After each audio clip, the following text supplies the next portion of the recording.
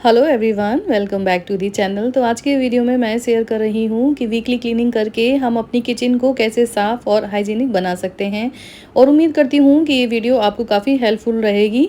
हम सभी लोग अपने अपने तरीके से अपनी किचन में मेहनत करते हैं क्लीन करने के लिए, लेकिन फिर भी आपने नोटिस किया होगा कि बहुत लोगों की किचन हमेशा ही साफ़ और वेल ऑर्गेनाइज्ड रहती है, जबकि मेहनत हम सभी करते हैं। तो किस तरह से अपनी किचन को हमें क्लीन करना चाहिए, चलिए आज की वीडियो में देख लेते हैं।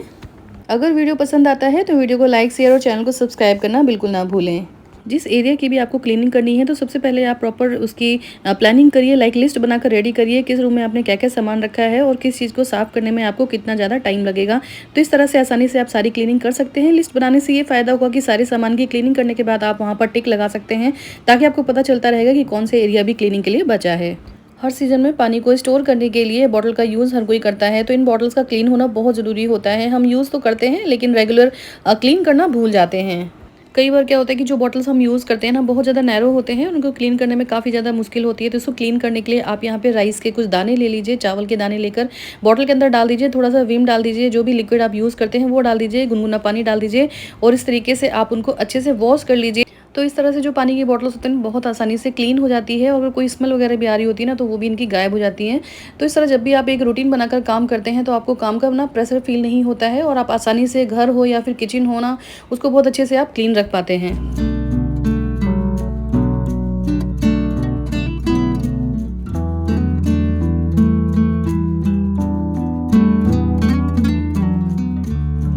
तो ये सारी चीज़ें हमारी किचन में हमारे लिए बहुत ज़्यादा यूज़फुल होती हैं, तो इसलिए वीक में एक बार इन सारी चीज़ों को ज़रूर आपको क्लीन करना चाहिए। जैसे हमारे चाकू हो गए, हमारी कैंची हो गई, या फिर हमारे पिलर वगैरह हो गए ना, तो इस तरह की जो भी चीज़ें होती हैं, इसमें आपने नोटिस किया होगा कि साइड में बहुत ज़्यादा गंदगी लग जाती है, और तो इनको डीप क्लीन भी करना बहुत ज़रूरी होता है। अगर आप वीक में भी एक बार क्लीन करते हैं ना, तो ये सारी चीज़ें बहुत आसानी से क्लीन हो जाती हैं। क्लीन करने के लिए आप इस तरह के जो मेटल के ब्रश आते हैं ना, उनकी हेल्प आप ले सकते हैं। उसकी आसानी से क्लीन हो जाते हैं। और इस तरह की जो क्लीनिंग की छोटी-छोटी बातें होती हैं ना, याद रखने की, तो अगर हमें ये सब चीज़ें याद रहें ना और हम क्लीनिंग करते जाएँ, तो एक क्लीनिंग जो है ना, हमें बहुत बड़ा टास्क नहीं लगेगा, और थोड़ा-थोड़ा करके ना हमारी किचन हो गया, हमारा घर हो गया, एक अच्छे से क्लीन रह सकता है।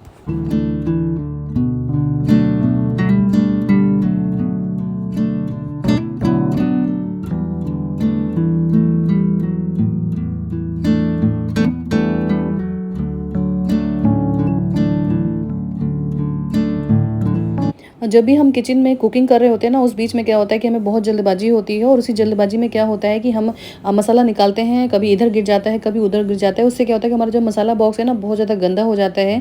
तो जब भी आप कुकिंग कर रहे हो और कुछ लंबी कुकिंग कर रहे हो ना, और आपको बीच में उसमें टाइम मिल जाए ना, तो उस वक्त आप इसे क्लीन कर सकते हैं। तो इस तरीके से मसाला बॉक्स को क्लीन कर लीजिए। नीचे लाइनर ज़रूर लगा दीजिए, जिससे क्या होता है कि आपका बॉक्स ना कम गंदा होता है, और आपको जल्दी जल्दी क्लीनिंग नहीं करनी पड़ती है। तो मैं इस तरह से नीचे एक लाइनर लगा देती हूँ, और उसके ऊपर ही सारे अपने बॉक्सेस को रख देती हूँ, जिससे कि जो भी गंदगी गिरती है वो उसी पे गिरती है, और बाद में मैं इसे क्लीन कर देती हूँ। मैं एक खाली बॉक्स ज़रूर रखती हूँ, जिससे क्या, कई बार कुछ सब्जियों में मसाला मिक्स करके डालना पड़ता है ना, तो उस टाइम पे जल्दी कटोरी नहीं मिली, तो इसी में मिक्स किया और फिर सब्जी में डाल देती हूँ।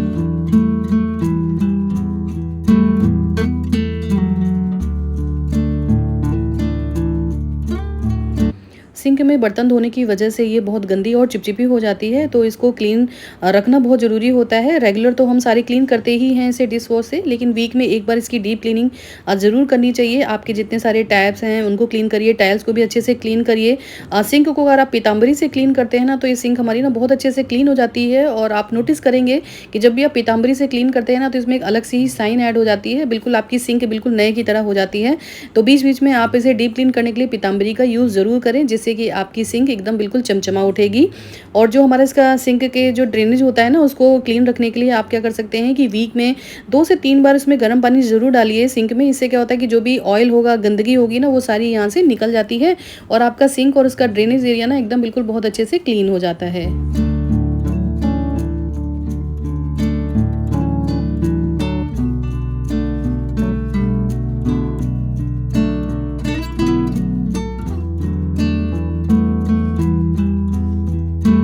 सिंक के नीचे के एरिया को हम सभी इग्नोर कर देते हैं। यहाँ पर हम कम सफाई करते हैं, ज़्यादा ध्यान नहीं देते हैं। लेकिन अगर इस एरिया में हम अच्छे से सफाई करते हैं, तो यहाँ पर हम देखिए ढेर सारी चीज़ों को स्टोर कर सकते हैं। अगर एरिया गंदा रहेगा तो यहाँ पर हम चीज़ों को नहीं रख पाएँगे। जो भी अप्लायंसेस हम अपनी किचन में यूज़ करते हैं, चाहे वो हमारा मिक्सर हो, माइक्रोवेव हो या फिर टोस्टर हो, कोई भी अप्लायंसेस हो, वीक में उसे एक बार डीप क्लीन ज़रूर करें। तो मैं पुराने कपड़ों के पीस वगैरह जो होती है ना, उसे कट करके रख लेती हूँ और उन्हीं से क्लीनिंग करती हूँ। बाद में इन कपड़ों को डिस्कार्ड भी कर देती हूँ। तो क्लीनिंग में इस तरह के जो कपड़े होते हैं ना, बहुत ज़्यादा हेल्प करते हैं। और अगर हम अपने अप्लायंसेस को अच्छे से नीट एंड क्लीन करके रखते हैं, तो अप्लायंसेस की हमारी जो लाइफ होती है ना, काफ़ी बढ़ जाती है।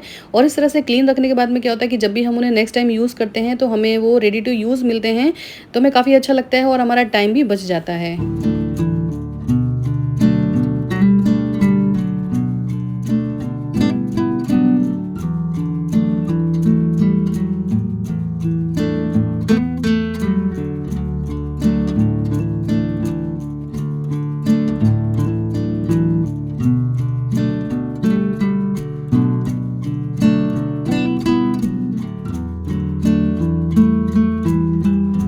अपने सामान को स्टोर करने के लिए हम लोग इस तरह के कंटेनर वगैरह यूज़ करते हैं। तो जब भी आपका कंटेनर खाली हो जाता है, तो आप उसे इमीडिएटली ही वॉश करके उसमें सामान को रिफ़िल करिए। आप गंदे कंटेनर में सामान को मत डालिए और इसका भी वेट मत करिए कि जब हमारे सारे कंटेनर एक साथ ही खाली करेंगे और एक साथ ही उन्हें वॉश करेंगे। ऐसा करने से क्या होता है कि बहुत ज़्यादा डिले हो जाता है और कंटेनर्स हमारे बहुत ज़्यादा गंदे हो जाते हैं। तो जैसे एक-एक कंटेनर भी आपका खाली होता है, आप उसी हिसाब से उन सारे कंटेनर्स को वॉश करते रहिए। और ये जो पैकेट होता है ना, इस तरीके से इसको अलग मत करिए, क्योंकि ये साथ में ही रिसाइकिल हो जाता है। छोटा-सा पीस होता है, वो रिसाइकिल में नहीं जाता है। अपने खाने को रखने के लिए और चीज़ों को ज़्यादा टाइम तक चलाने के लिए हम लोग फ्रिज का यूज़ करते हैं। दिन भर में पता नहीं कितनी बार हम गंदे हाथों से अपने फ्रिज को खोलते हैं, बंद करते हैं, जिसकी वजह से क्या होता है कि ये बहुत ज़्यादा गंदा हो जाता है। तो इसे क्लीन करने के लिए एक रूटीन ज़रूर बनाइए। मैं क्या करती हूँ, जब वीक का लास्ट होता है, यानी कि उसमें जब हमारी सारी सब्जियाँ खत्म हो जाती हैं, लगभग फ्रिज खाली होता है, तो उस समय मैं उसमें क्लीनिंग कर लेती हूँ। और क्लीन करना काफ़ी आसान रहता है, इसमें टाइम भी काफ़ी कम लगता है। और मैं वेजिटेबल्स ना वीकली के हिसाब से लाती हूँ, जिससे कि हमारा फ्रिज बहुत भरा-भरा ना रहे। और जब लाती हूँ सब्जियाँ, तो क्लीनिंग उसके पहले कर लेती हूँ और उसके बाद में सब्जियाँ उसमें सेट कर देती हूँ। तो इस तरह से मेरा फ्रिज हमेशा ही साफ़ रहता है और फ्रिज में मैं हमेशा लाइनर लगा के रखती हूँ, जिससे कि फ्रिज ना कम से कम गंदा होता है और क्लीनिंग के टाइम पे ना इसमें बहुत कम टाइम लगाना पड़ता है। सब्जी वगैरह को रखने के लिए मैं जो मेश बैग आते हैं ना, उनको यूज़ करती हूँ। और कुछ प्लास्टिक के बॉक्सेस हैं, कंटेनर्स हैं, जिसे मैंने फ्लिपकार्ट से मंगाया था, उनका यूज़ करती हूँ।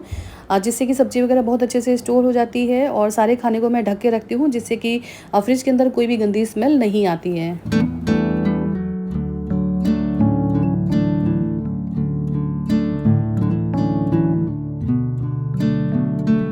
आरओ को भी वीक में एक बार ज़रूर क्लीन करें। अपनी किचन में सफाई रखने के लिए इन सारी चीज़ों का क्लीन रहना बहुत ज़रूरी होता है, क्योंकि ये सारी चीज़ें ऐसी होती हैं कि इनमें हम बहुत कई बार टच करते हैं, पानी निकालते हैं, तो ये इन सारी चीज़ों में हाथ लगते हैं और जिसकी वजह से ये सारी चीज़ें गंदी हो जाती हैं।